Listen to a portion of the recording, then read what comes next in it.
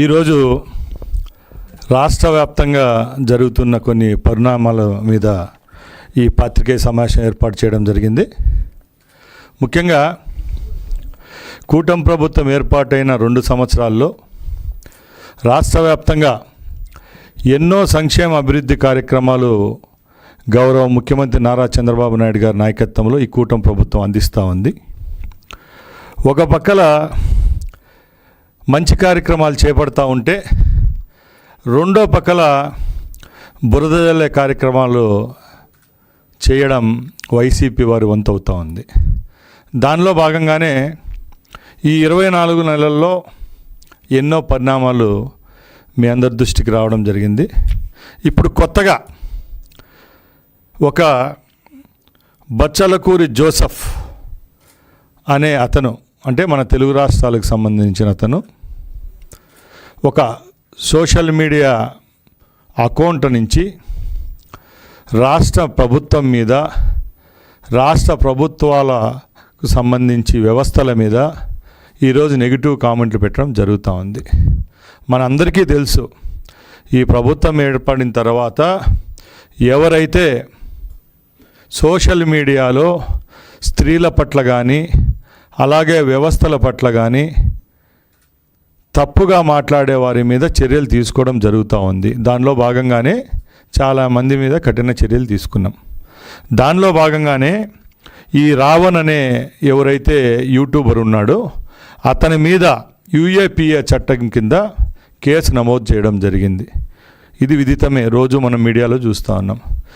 దీని మీద కూడా వైసీపీకి సంబంధించిన నాయకులు ఇది పెద్ద దేశ సమస్య కట్టు చూపిస్తూ ఇతనేదో పెద్ద మహానుభావుడు, స్వాతంత్ర ఉద్యమంలో పాల్గొన్నవాడు విధంగా ఆయన చిత్రీకరించడం చాలా హాస్యాస్పదం. ఎందుకంటే ఈ రాష్ట్రం అనేదానికి ఒక బ్రాండ్ ఉంది. గత 5 సంవత్సరాల్లో రాష్ట్రానికి మబ్బులు పడితే ఇప్పుడిప్పుడే ఆ మబ్బులు విరుగుడైతూ రాష్ట్రానికి పెట్టుబడులు వస్తూ ఉన్నాయి. ఒక పక్కల చంద్రబాబు గారి నాయకత్వంలో ఎన్ని జరుగుతూ ఉంటే ఒక పక్కల జగన్మోహన్ రెడ్డి గారి నాయకత్వంలో ఇంకో పని చెడగొట్టే ప్రయత్నమే ఇలాంటి రావణులు, రావణాసురులు. మేము ఒకటే చెప్తున్నాం, మా ఆత్మస్థైర్యాన్ని, మా నాయకుడి యొక్క కమిట్మెంట్ను ఎవరు దెబ్బతీయలేరు. దీనికి ఒకటే కారణం, ఆ రోజు మీరు చంద్రబాబు నాయుడు గారిని అరెస్ట్ చేసిన రోజే తెలుగుదేశం పార్టీ పని అయిపోయింది అనుకున్నారు. ఏమైంది? మీకు 11 సీట్లు వచ్చినాయి. భారతదేశంలో ఏ రాష్ట్రంకో లేని విధంగా ఈ రాష్ట్రంలో మాకు అధికారాన్ని కట్టపెట్టడం జరిగింది. ఇప్పుడైనా శుద్ధంగా బాగున్నారా? అది లేదు. ఇప్పటికి కూడా ఏదో ఒక పనికిమాలిన విషయాన్ని పట్టుకోవడం, ఒక 10 రోజులు దాన్ని ముందుకు తీసుకొని పోవడం, ఎవరు తప్పు చేస్తారో వాళ్ళ ఒప్పనడం, మంచి చేసే వాళ్ళ మీద బురద జల్లడం. దీని మీద ప్రభుత్వం అనేది చిత్తశుద్ధిగా కఠినంగా ఉంటుంది. అది ఎవరు చేసినా కూడా చర్యలు అయితే తీసుకుంటామని చెప్పి తెలియజేసుకుంటున్నాం. ఇప్పటికే చర్యలు తీసుకోవడం జరిగింది. ముఖ్యంగా జగన్మోహన్ రెడ్డి అనే వ్యక్తి, ఆయన నిజాయితీగా ఉంటే ఆయన కింద ఉండే టీం అంతా కూడా నిజాయితీగా పనిచేస్తుంది. మనం చూస్తూనే ఉన్నాం. 24 నెలల్లో ఏ రోజు ప్రతిపక్ష పాత్ర వహించలేదు, ప్రతిపక్ష నాయకునిగా అసెంబ్లీకి రాలేదు. అలాంటి వ్యక్తి ఈరోజు రాజధాని గురించి మళ్ళీ మాట్లాడుతూ ఉన్నారు. జగన్మోహన్ రెడ్డి గారి నాలుకకు నరాలు ఉన్నాయా లేదా అని మేము అడుగుతున్నాం. ఎందుకంటే మీరు 5 సంవత్సరాలు ముఖ్యమంత్రిగా పనిచేశారు. అమరావతి భ్రమరావతి అని మీరే చెప్పారు. మీరే పోయి ఒక పెద్ద ప్యాలెస్ కట్టుకొని వైజాగ్ రాజధాని అని చెప్పారు. మళ్ళీ 3 రాజధానులు అని చెప్పారు. కర్నూలు అంట్రీ ఏమైంది చెప్పండి? ప్రజలు తిరస్కరించారా లేదా? అంటే క్లియర్ మ్యాండేట్ ఇచ్చారా లేదా? మీరు చెప్పింది తప్పు కాబట్టి ఈ పక్క క్లియర్ మ్యాండేట్ రావడం జరిగింది. మళ్ళా మీరు ఈరోజు మావిగన్ అంటారు, కొన్ని రోజులు విజయవాడ రాజధాని అంటారు. నేను ఒకటే అడుగుతున్నా, జగన్మోహన్ రెడ్డి గారు, మీకు అమరావతి సిఆర్డీఏ లిమిట్స్ తెలుసా అని మేము అడుగుతున్నాం, ప్రశ్నిస్తున్నాం. ఎన్ని నియోజకవర్గాలు సిఆర్డీఏ లిమిట్స్కి వస్తాయి? అమరావతి చట్టబద్ధత అంటే ఏదైనా తెలుసా మీకు? మీలాంటి దుర్మార్గులు, మీలాంటి నీచులు ఉంటారు. కోట్లాది మంది ప్రజల యొక్క మనోధైర్యాన్ని దెబ్బతీస్తారనే లక్ష్యంతో మీరు పనిచేస్తారని చెప్పి మా ప్రభుత్వం ఇప్పుడు ఏర్పడిన తర్వాత అమరావతికి చట్టబద్ధత తేవడం జరిగింది. కళ్ళు లేని కబోదులా మీరు, లేకపోతే చెవులు వినపడడం లేదు, మాకు అర్థం కావడం లేదు. పార్లమెంట్లో, అసెంబ్లీలో, ఉభయ సభలు, పార్లమెంట్లో ఇక్కడ 2 సభల్లో కూడా అమరావతి బిల్లు పాస్ చేశాం, చట్టబద్ధత కల్పించాం. అవన్నీ కల్పించాము కాబట్టే ఈరోజు ప్రపంచవ్యాప్తంగా ఉన్న ఎన్నో ఇన్స్టిట్యూట్స్ అమరావతికి రావడం జరుగుతూ ఉంది. కేవలం ఐటీ రంగానికి సంబంధించినవి కాదండి, ఎడ్యుకేషన్ ఇన్స్టిట్యూట్స్ వస్తున్నాయి, హాస్పిటాలిటీ రంగానికి చెందిన ఇన్స్టిట్యూట్స్ వస్తూ ఉన్నాయి, హాస్పిటల్స్ వస్తూ ఉన్నాయి, డేటా సెంటర్లు వస్తున్నాయి. ఇవన్నీ వస్తూ ఉన్నాయంటే అమరావతి ప్రాంతానికి దీనికి చట్టబద్ధత ఉంటేనే వస్తుంది. మళ్ళా మీరు మావిగన్ అండము, విజయవాడ అండము, ఇది మీ సంస్కారానికి తగునా అని మేము అడుగుతున్నాం. ఎందుకంటే మీరు 5 ఏళ్ళు పరిపాలించింటే 5 ఏళ్లలో 15 ఏళ్ళు ఎన్నికిపోయింది రాష్ట్రం. ఈ 2 సంవత్సరాలు చంద్రబాబు నాయుడు గారు దాన్ని అంతా సర్ఫేస్ కడిగి మళ్ళీ ఆనిముత్యంలాగా ఈ రాష్ట్రాన్ని బ్రాండింగ్ చేస్తూ వస్తారు. ఎందుకు జడగొడతారు? మీరు అవమానించేది మా ముఖ్యమంత్రినో, మా క్యాబినెట్నో, మా ప్రభుత్వాన్ని కాదు.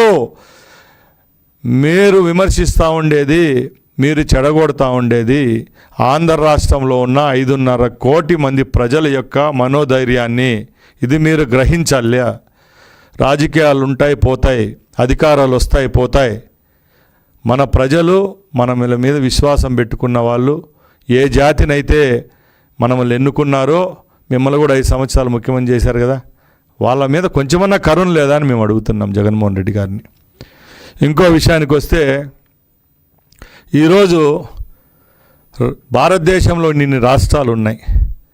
అన్ని రాష్ట్రాల్లో పెట్టుబడుల సంఖ్య చూడండి, ఆంధ్ర రాష్ట్రంలో ఉన్న పెట్టుబడుల సంఖ్య చూడండి, ఇక్కడ జరుగుతున్న ఎంఓయూలు చూడండి.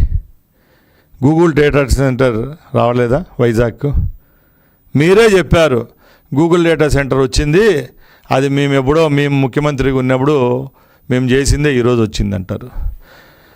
మీ తండ్రి గారు, మీరు రాయలసీమ ప్రాంతం నుంచి వచ్చిన వాళ్ళే. మీ నియోజకవర్గానికి కూతవేటులో ఉన్న జమ్మలమడుగు నియోజకవర్గంలో మీరు 5 సంవత్సరాలు ముఖ్యమంత్రిగా ఉంటే కేవలం శిలాఫలకాలకు మాత్రమే పరిమితి అయిన జిందాల్ స్టీల్ ప్లాంట్ చంద్రబాబు నాయుడు గారి నాయకత్వంలో 3 రోజుల ముందు పనులు స్టార్ట్ చేయడం జరిగిందా లేదని మేము అడుగుతున్నాం. ఎక్కడ న్యాయం ఉంది? కింద పడినా మీదే ధర్మము, పైన పడినా మీదే గెలుపు అంటే ఇక్కడ ఒప్పుకుండే ప్రజలు ఎవరు లేరు. ప్రజలకంతా తెలుసు ఏ ప్రాంతానికి ఎవరు చేస్తున్నారో, ఏ ప్రాంతానికి మంచి చేసేవాడు ఎవడు, చెడ్డ చేసేవాళ్ళు ప్రజలకంతా తెలుసు. కాబట్టి జనాలు చాలా విఘ్నులని మేము తెలియజేసుకుంటున్నాం. ముఖ్యంగా ఆంధ్ర ప్రాంతం నుంచి, రాయలసీమ ప్రాంతం నుంచి ఎన్నికైన శాసనసభ్యులు అందరం ఉన్నాం. మా అందరికీ తెలుసు చంద్రబాబు నాయుడు గారు ఏ ప్రాంతాలకు ఏ విధంగా మంచి చేస్తున్నారో. ఈరోజు రాయలసీమ ప్రాంతం సస్యశ్యామలంగా ఉంది, పచ్చగా ఉంది, 3 పువ్వులు 6 కాయలుగా ఉండదంటే ఎక్కడ కృష్ణమ్మ, ఎక్కడ కుప్పం?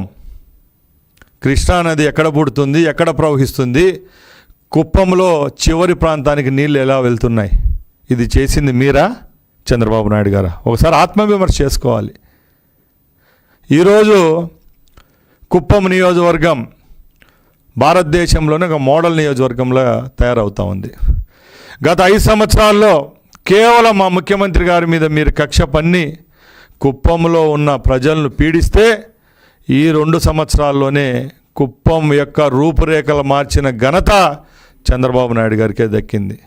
ఒక ఇన్ఛార్జ్ మంత్రిగా చిత్తూరు జిల్లాలో మొన్న 3 రోజులు ముఖ్యమంత్రి గారితో పాటు కుప్పంలో పర్యటిస్తే ఒకే రోజున 11,000 కోట్ల రూపాయల పెట్టుబడులకు శంకుస్థాపన కార్యక్రమాలు చేయడం జరిగింది. ప్రపంచంలోనే నెంబర్ 1 షూ కంపెనీ అయిన ఆడిడాస్ కంపెనీ కుప్పంలో నెలకొల్పడం జరుగుతూ ఉంది. మన రైతులకు అన్ని విధాల పనికొచ్చే చికెన్ ప్రాసెసింగ్ యూనిట్స్ ఏవైతే ఉన్నాయో 900 కోట్లు పెట్టుబడి పెట్టి ఈరోజు కుప్పంలో గుడిపాడు మండలంలో రావడం జరుగుతూ ఉంది. 117 కోట్ల రూపాయలతో అధునాతనమైన బస్ టెర్మినల్ను భారతదేశంలో ఏ నియోజకవర్గంలో లేని విధంగా ఈరోజు మేము కుప్పంలో ఏర్పాటు చేయడం జరుగుతూ ఉంది. హంద్రీనివా నీళ్లు తీసుకొని వచ్చాం. 120 చెరువులు కుప్పం నియోజకవర్గంలో నింపడం జరిగింది. ఎక్కడ ఏ విధమైన వేమరపాటు లేకుండా అన్ని నియోజకవర్గాలను ముందుకు తీసుకొని పోయే ప్రభుత్వం మా ప్రభుత్వం, చంద్రబాబు నాయుడు గారి ప్రభుత్వం అని తెలియజేసుకుంటున్నా. అలాగే మా యువ నాయకులు లోకేష్ బాబు గారి కొరియా పర్యటన జరుగుతూ ఉంది. అక్కడ మీలాగా చదువురాని వాళ్ళు ఎవరు ఉండరు. ఏం జరుగుతూ ఉంది?